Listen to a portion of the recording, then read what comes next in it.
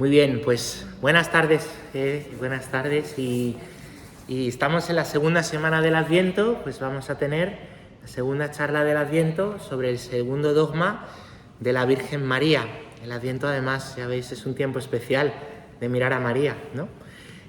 Por todo lo que conlleva meditar, ¿no? Lo que fue para ella el periodo del embarazo y por la fiesta de la Inmaculada, que tenemos también aquí en el Adviento pues como un regalo, ¿no? Que celebramos en el día de ayer, ¿no? Así recordando, habíamos visto el primer dogma, que es el dogma, pues fuente de los demás, es que María es madre de Dios, porque es madre de Jesús, y Jesús es Dios, ¿no? Y esto ha sido así creído desde el principio.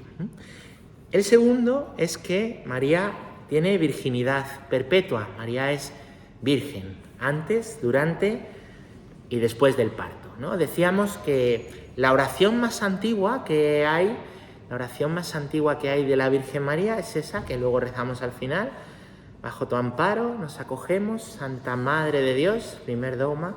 No desoigas, ¿no?, las súplicas que te presentamos en nuestras necesidades, antes bien, líbranos siempre de todo peligro, oh Virgen gloriosa y bendita.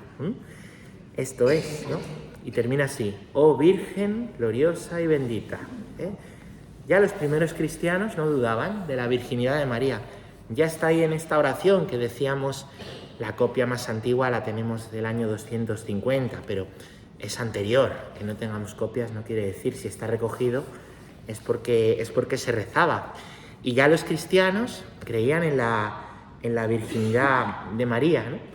Y bueno, pues se ha hablado de ello, y los primeros santos también hablaban de la virginidad de María. Por ejemplo, en el siglo II, Ignacio de Antioquía, comienzos del siglo II, año 100 y poco, ¿vale? Jesús ha muerto ahí en el año 30-33, ¿no? Ignacio de Antioquía es un obispo que es conducido a Roma, como en un carromato jaula, ¿no? Va parando en las ciudades, le llevan ahí pues para que vean otros cristianos lo que les puede pasar, y él, donde para, en las ciudades que va parando, hasta que llega a Roma, va escribiendo cartas, no para decir, mira qué pena doy, qué penita doy, ¿no? Para decir, sed firmes, sed fieles, y pedid por mí, para que vaya al cielo con el Señor, rogad por mí, ¿no? Es muy fuerte las cartas de Ignacio de Antioquía. En un momento muy duro, en vez de quejarse, anima a los demás. Esto es algo muy de los santos, ¿verdad? Muy de los santos y muy de la heroicidad cristiana.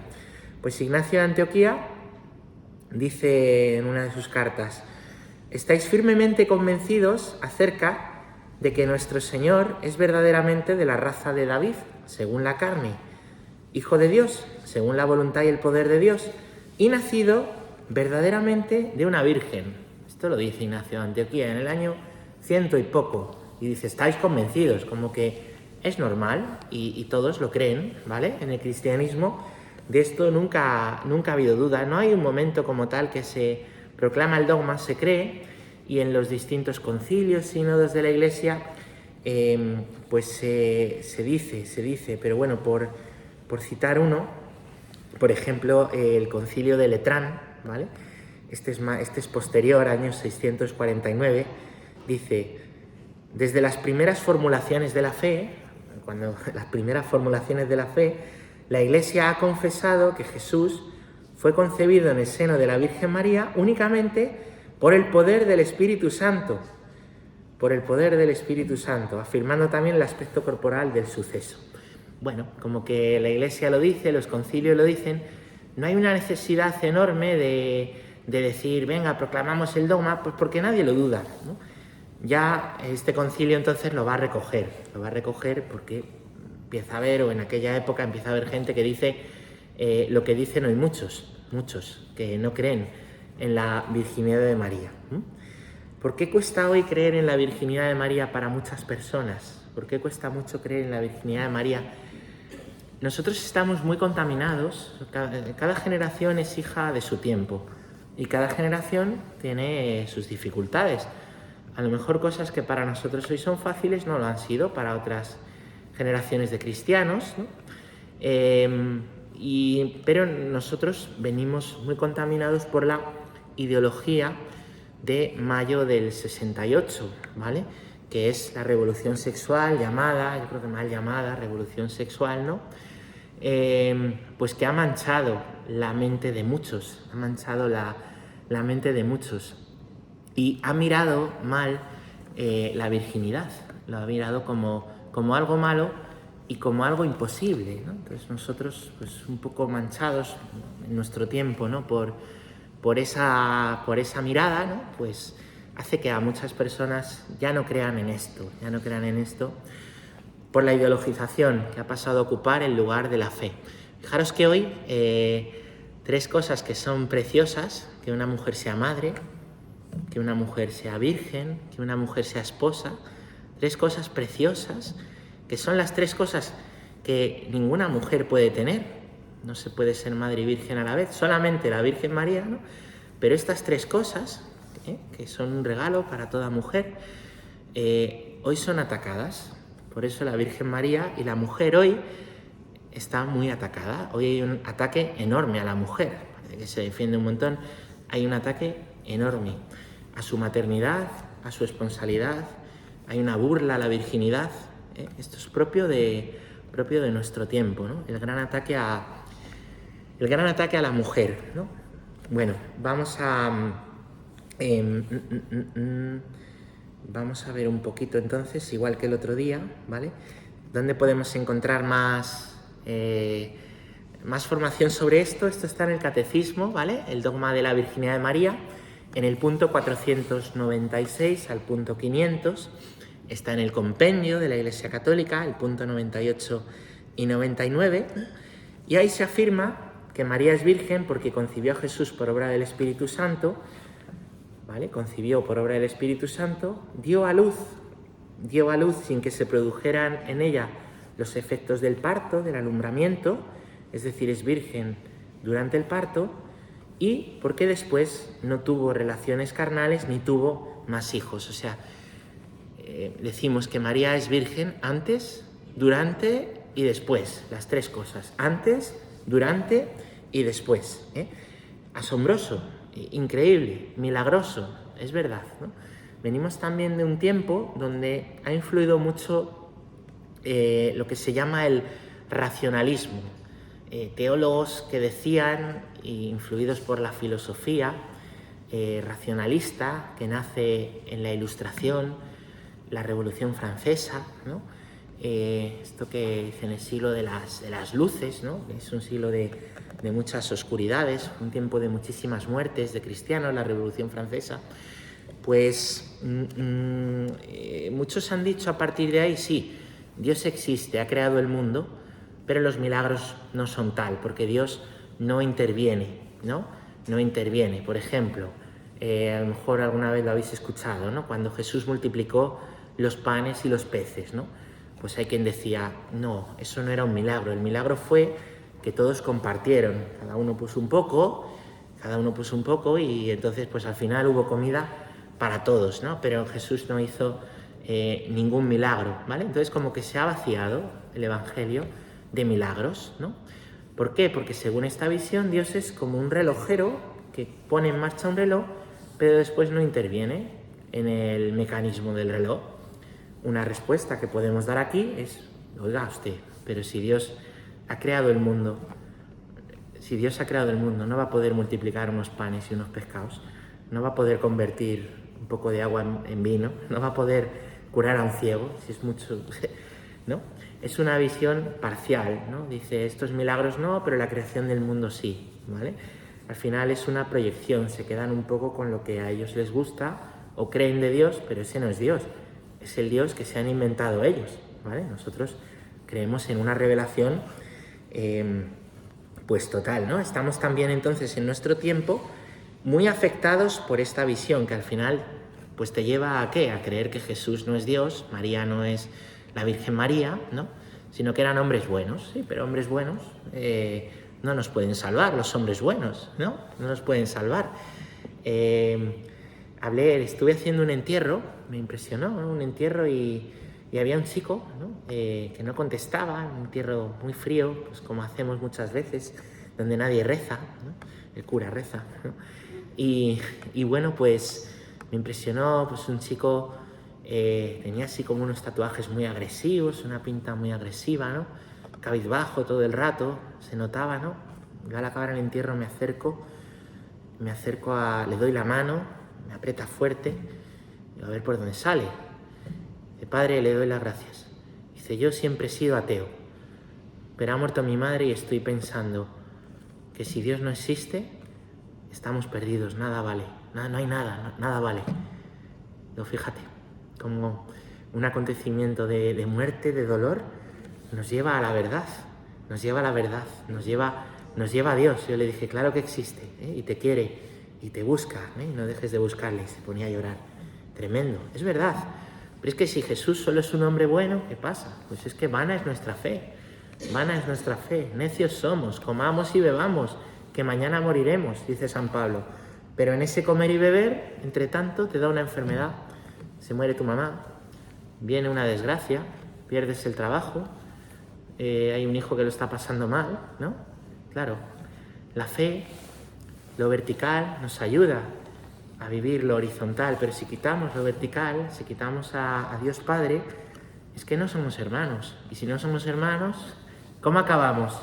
Solos, como decían los filósofos existencialistas del siglo XX, a lo mejor os suena Jean-Paul Sartre, que decía, el infierno son los demás. Qué visión, ¿eh? Qué visión. Pues esto es así para muchísima gente, y esto es el caldo de cultivo que está en nuestra cultura, y esto lo padecemos también nosotros dentro, porque la Iglesia está en medio del mundo, y estos son los peligros de hoy que se cuelan en nuestra Iglesia, ¿no? Bueno, pues por eso hay que afirmar, Jesús es Hijo de Dios, y María, su madre, siempre virgen, es verdaderamente milagroso, ¿no? Pero claro, lo que afirmamos, como decía el otro día, no nos lo hemos inventado. Nosotros no nos vamos aquí a inventar las cosas, ¿no? No llega uno y dice, venga, hoy esto, el Papa, como os decía el otro día, ¿no? Vamos a ver. Hay bases bíblicas de esto. Pues vamos a ver, primero, nosotros, la revelación se nos ha dado por dos cauces. La palabra de Dios y la tradición, con mayúscula. La palabra de Dios está muy clara. La tradición es cómo los cristianos han vivido y creído la palabra de Dios desde el inicio. Y lo que la Iglesia ha creído desde el inicio, ¿vale? Al hilo de lo que está recogido en la palabra de Dios. Es decir, nosotros no entramos en una historia cristiana y nos inventamos en cada generación lo que nos parece bien, sino que se nos ha transmitido. Y muchas cosas que uno dice, ¿dónde pone eso en la Biblia? En la Biblia pone algo, quizá menos explícito, pero en la tradición ese algo ha llevado a creer y a vivir de una manera durante siglos. Y lo tenían muy claro, ¿no? Los cristianos del siglo I. Bueno, pues ¿dónde está esto de la virginidad de María en la Escritura? Por ejemplo, en San Lucas. En San Lucas, antes del parto, María Virgen antes del parto. Pues San Lucas 1, ¿vale? San Lucas 1, versículo 31 a 33. El ángel le dice a María, concebirás en tu vientre y darás a luz un hijo, le pondrás por nombre Jesús, se llamará Hijo del Altísimo, el Señor Dios le dará el trono de David su padre y reinará por los siglos de los siglos. Y María dijo al ángel, ¿cómo será esto? Pues no conozco varón. El Espíritu Santo te cubrirá con su sombra, ¿vale? Ahí está. La Virgen es virgen antes, ¿no? Está dicho y narrado en la historia de San Lucas, también está en el capítulo 1 de San Mateo. Podemos ver dónde dice que María es virgen durante el parto si continuamos leyendo, ¿vale? Dice que María dijo al ángel, ¿cómo será esto? No conozco varón. Y el ángel le contestó, el Espíritu Santo vendrá sobre ti, la fuerza del Altísimo te cubrirá con su sombra, y el santo que va a nacer será llamado Hijo de Dios. El santo que va a nacer será llamado Hijo de Dios. Esto es muy fino, lo explican muy bien los biblistas. El santo, ¿de quién decimos que es el santo? Santo, santo, santo es el Señor. El 3 veces santo, el 3 en la Escritura, indica lo superlativo. O sea que el santo, santo, santo es el Santísimo. Lo decimos de Jesús, el santo, ¿no? Es decir, ahí está diciendo que Jesús es Dios. Y si nos remontamos atrás en la Escritura, la lectura que leímos ayer, ¿no? El pecado original de Eva tiene una serie de consecuencias, ¿vale? De Adán y Eva, perdón, tiene una serie de consecuencias que vienen a explicar el sufrimiento, ¿no? A Adán le dice Dios después del pecado: oye, Adán, vas a sufrir trabajando, tendrás que ganarte el pan, ¿no? Y ahí vemos la raíz del sufrimiento, de la vida, como tiene una raíz en el pecado original. Y a Eva le dice: Eva, vas a sufrir en el parto, parirás con dolor, ¿no? Es tremendo. Luego a la serpiente la maldice, dice: maldita seas. Esto es muy interesante, porque Dios no maldice a Adán, no maldice a Eva, dice: tenéis vuestra culpa, pero yo os quiero salvar, vamos a hacer una historia de perdón, de salvación, en la que terminará interviniendo Dios directamente en Cristo, ¿no? Dice: tenéis vuestra culpa, pero la culpa grande, la culpa total es de otro. La culpa total, para mí esto es muy consolador. Esto es lo que dice la Iglesia. Sí, tenemos culpa de los pecados, es verdad, pero la culpa mayor la tiene otro. Dios jamás maldice a nadie. Jesucristo en el Evangelio jamás maldice a nadie. No lo hace, ¿no? Entonces, María Inmaculada ha sido preservada del pecado, ¿no? Así lo creemos. Eva pecó, María, pues es preservada del pecado para entrar en la historia.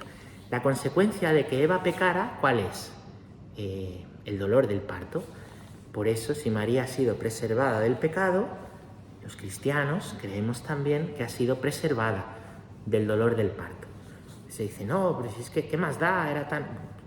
No es cuestión de que dé igual o no dé igual.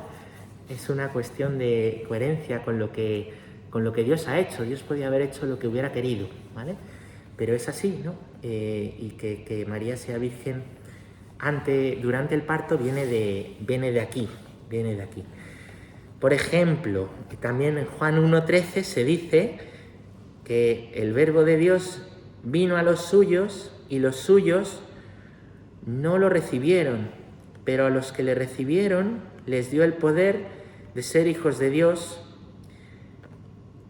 el cual no ha nacido de carne ni de deseo carnal, sino de Dios, ¿vale? Aquí hay traducciones bíblicas que dicen los cuales, pero la traducción bíblica adecuada es el cual, ¿no? Está diciendo: Jesús vino a los suyos, no le recibieron, y él no ha nacido de carne ni de deseo carnal, sino de Dios, ¿no? Hay otro lugar en el que se nos habla de la virginidad de María. ¿Qué pasa con los argumentos bíblicos para hablar de la virginidad de María después del parto? Que es siempre lo que trae más problemas. ¿Por qué? Porque hay pasajes donde aparecen los llamados hermanos de Jesús. Y entonces automáticamente se dice: claro, si Jesús tenía hermanos, quiere decir que María pues tuvo más hijos, ¿no? Y por tanto esa creencia que los cristianos hemos creído desde el principio, que es que María y José vivieron como hermanos, ¿no? Se cae. Bueno, vamos a ver lo que la tradición ha dicho y por qué siempre hemos creído esto. Que digo yo, después de 20 siglos, ¿vale? Ese texto sigue apareciendo, tendrá que tener evidentemente, ¿no?, alguna explicación esto de los hermanos de Jesús, ¿no? Hay un lugar, ¿no?, que se dice los hermanos de Jesús en la Escritura, ¿no? Se dice los nombres: Santiago, José, Simón, Judas, ¿vale? Pero muy importante, en el idioma semítico, en el hebreo, la palabra hermanos es muy amplia, ¿vale? Es muy amplia. La palabra que se utiliza para poner hermanos se puede utilizar para hablar de parientes, se puede utilizar para hablar de primos, se puede utilizar para hablar de vecinos cercanos, el primo segundo, el sobrino tercero. Es una palabra amplísima, ¿no? Las familias son muy grandes, no tienen tanta distinción, ¿no? Nuestro idioma más evolucionado es más rico y dentro de esa palabra, ¿no?, tenemos una distinción mayor, ¿vale? Os pongo un ejemplo con otra palabra, ¿no? Por ejemplo, nosotros, para hablar de la palabra nieve, aquí nieva poco. Y cuando nieva nos enteramos bien, ¿vale? ¿Cuántas palabras tenemos para hablar de nieve? Una, nieve. Y luego ya decimos, pues en polvo, o dura, o aguanieve, pero tenemos una palabra. Los esquimales, los idiomas de las personas que viven cerca del círculo polar, ártico, ¿vale?, tienen muchas palabras para hablar de nieve, muchas palabras distintas. ¿Por qué? Porque conviven, pues, en el día a día con la nieve. Entonces, en su vocabulario ha crecido mucho, ¿vale?, y han nacido muchas expresiones ricas para ser más precisos en el lenguaje y hablar de qué tipo de nieve se están refiriendo. Es lo mismo, ¿vale? En el idioma semítico hay una palabra para hermanos, primos, parientes, sobrinos. Hay una palabra, ¿no?, que después, evolucionando, precisando más, ¿no?, en lenguas ricas como son la nuestra, pues tiene muchas traducciones. Está claro que no es lo mismo el hermano que el primo, que el vecino. No es lo mismo, ¿vale? Pero en la escritura sí, ¿vale? En la escritura sí. Entonces los primeros cristianos no se hacían problema de esto, porque habían recibido y sabían que la Virgen era virgen y no se hacían estos problemas, ¿no? San Jerónimo, un santo que a mí me gusta mucho, porque él fue el que tradujo toda la Biblia, ¿vale?, del griego, el arameo y el hebreo, los 3 idiomas de la escritura, están en esos 3 idiomas. Los 72 libros los tomó y los tradujo al latín. Era un santo. Se fue a Belén, dijo, yo quiero estar cerca de donde estuvo Jesús. Y se fue a una cueva al lado de donde nació Jesús, una cueva como la que nació Jesús. Se puso a ayunar, se puso a rezar, y entonces allí tradujo, era un gran conocedor de las lenguas, y tradujo una versión de la Biblia que llamamos Vulgata, que se ha utilizado en la Iglesia, esa traducción hasta el Concilio Vaticano II, donde sabéis que ya después utilizamos traducciones, ¿vale? No leemos los textos en latín, ¿vale?, sino que tenemos traducciones. Digo esto porque San Jerónimo tiene una gran autoridad y sabe muchísimo. Y fue un gran defensor primero fue un gran conocedor de las lenguas semíticas, no es un cualquiera. Y fue un gran defensor de la virginidad de María. Y él lo dice, ¿no? Y hace esta distinción. Y es el que dice, en el idioma hebreo, ¿vale?, hay una palabra para lo que nosotros utilizamos, muchas palabras, y de ahí viene la confusión. Hay un argumento que a mí me gusta todavía más, que es muy fácil, ¿vale? Que es muy fácil. Hay otro lugar en la Escritura, como hemos dicho que dice la Biblia, que se llamaban los hermanos, entre comillas, ¿vale? Hay que usar bien la palabra, de Jesús, Santiago, José, Judas, ¿no? Hay un lugar que es Marcos 15, 40, podéis buscar, Marcos 15, 40, que aparecen esos hermanos. Aparecen Santiago y José, que se dicen que eran hijos de una María distinta a la Virgen María, que era pariente de María. Por eso decimos que esos, Santiago, José, que en un lugar aparecen como hermanos y en otro lugar aparecen como primos o primos segundos, ¿no? Pues verdaderamente no estamos hablando de hermanos carnales, es que están en la Escritura y la propia Escritura lo aclara, ¿vale? Otra cosa que dicen, ¿no?, para decir que María no fue virgen después, es que Lucas, el capítulo 2 de Lucas, dice que Jesús fue el hijo primogénito, ¿vale? El primogénito es el primero. Y entonces dicen, claro, si fue el primero, es que había el segundo y luego el tercero o el cuarto, ¿vale? Pero eso no quiere decir nada, porque uno puede ser el primogénito y puede ser el único, ¿no? Aquellas de ustedes que tengan hijos, el primer hijo es el primogénito. Y si tienen más hijos, el primero sigue siendo el primogénito. Y si no tienen más hijos, el primero es igualmente el primogénito. Porque no quiere decir que tenga más hermanos o que no los tenga, ¿no? Único hijo se diría unigénito. Entonces, Cristo es primogénito, es el primero, y es unigénito, las dos cosas, el único. Y esto es muy bonito, porque en la Escritura está, ¿no? Hay un libro de un profeta que se llama Zacarías, y Zacarías, en el capítulo 12, en el versículo 10 hace una profecía, como todas las que estamos leyendo en Adviento, que estamos siempre diciendo, vendrá el Salvador de la casa de David, vendrá, ¿no? Pues Zacarías 12, 10 dice, Dios por boca del profeta, derramaré sobre la casa de David, ¿eh? ¿Quién es el hijo de David? Jesús, ¿vale? Pues de la casa de David y sobre los habitantes de Jerusalén, un espíritu de perdón y de oración, y volverán sus ojos a mí, mirarán al que traspasaron. San Juan dirá después, con esto se cumplió la profecía, mirarán al que traspasaron, lo leemos el Viernes Santo. Y continúa diciendo Zacarías, le harán duelo como el hijo unigénito, lo llorarán como se llora el primogénito. Esta profecía que habla de Jesús, mirarán al que traspasaron, llama a ese Mesías que vendrá, unigénito, primogénito, dice que es el primero, pero que es el único, ¿vale? Está ahí en la Escritura, ¿no? Bueno, sentido teológico, cosas que nos pueden ayudar a vivir a nosotros, ¿vale? El sentido.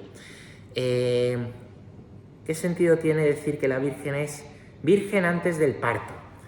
Pues nos está hablando de la dignidad de Cristo, que es Dios, ¿vale? Es una prueba de que Cristo es Dios, ¿no? La iniciativa ha sido de Dios. Dios ha hecho a María la madre, ¿vale?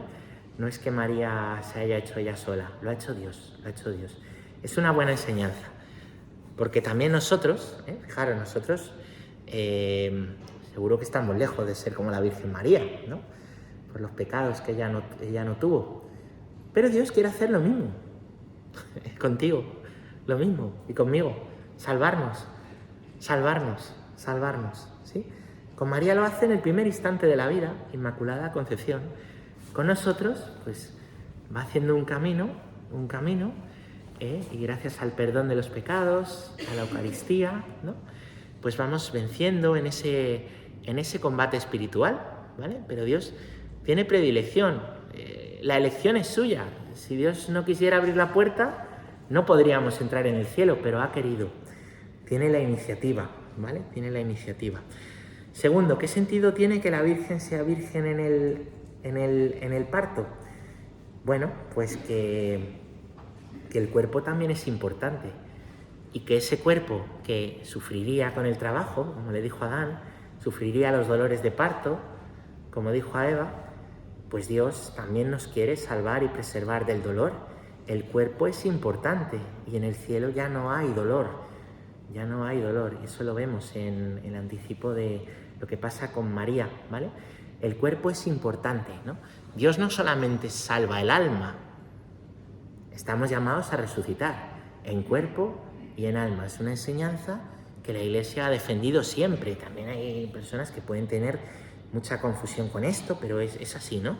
Y así lo creemos. El cuerpo tiene valor, ¿vale?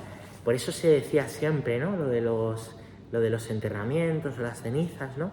El sentido es el valor que tiene el cuerpo. Fijaros hasta qué punto que hoy a los lugares donde están los muertos los llamamos tanatorios, ¿vale? Tanatorios, tánatos, la palabra tánatos viene del griego y significa muerte. El tanatorio es el lugar de la muerte. Sin embargo, el cementerio, la palabra cementerio viene de cementerion, significa dormitorio, ¿eh? Es decir, ¿qué es el dormitorio? El lugar donde te acuestas hasta el día siguiente, ¿eh? Los cristianos, en la antigüedad, ¿no? Lo que había en el mundo pagano eran tanatorios, lugares de muerte. Convirtieron eso en cementerios, lugares de reposo en espera de la resurrección. Esto es precioso. Y en la medida en que más se quite a Dios, hablaremos más de tanatorio, menos de cementerio, hablaremos más de muerte y menos de reposo, de descanso, ¿no? Es así. Pero no perdamos eso, los cementerios, así lo creemos. Y bueno, y que la Virgen sea virgen después del parto,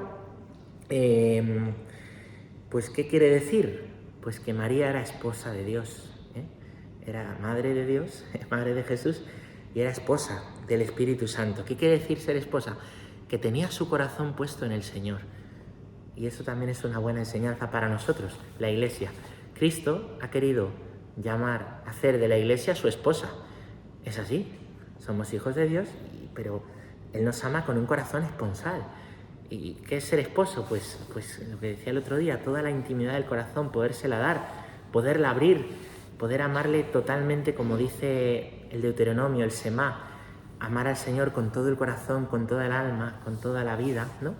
Eso que nosotros tratamos de vivir, María lo vive ya, totalmente, ¿no? Es de Dios y para Dios. Una cosa importante que quiero comentar, que hablemos de virginidad de María en la Iglesia, no es porque haya rechazo a la sexualidad o al matrimonio. En la antigüedad, ¿vale? La sexualidad, la Iglesia siempre ha creído que la sexualidad y el matrimonio son sagrados. Son sagrados. Entonces, algunos nos consagramos a Dios y el matrimonio, Dios se hace presente consagrando esos esposos el uno para el otro y dando la ayuda para vivir también, pues un ser de Dios. Y esto siempre lo ha creído la Iglesia. Entonces, hay quien ha dicho, lo de la virginidad es por un rechazo al matrimonio, es por un rechazo a la sexualidad que hay en la Iglesia. Y no es así, hasta el punto de que en los primeros siglos hay iluminados, herejías, ¿no?, que vienen a decir que casarse es pecado, que la sexualidad es pecado, y vienen a decir esto, y eso es condenado por la Iglesia. La Iglesia dice, no, Señor, esto es un camino de santificación, esto es bueno. El Señor todo nos ha enseñado a vivirlo con Él, ¿no?, en un orden bueno para mi salvación, ¿no? Y esto que estáis diciendo, de que es pecado el matrimonio, la sexualidad, esto no es así, no es lo que dice la Iglesia, ¿vale?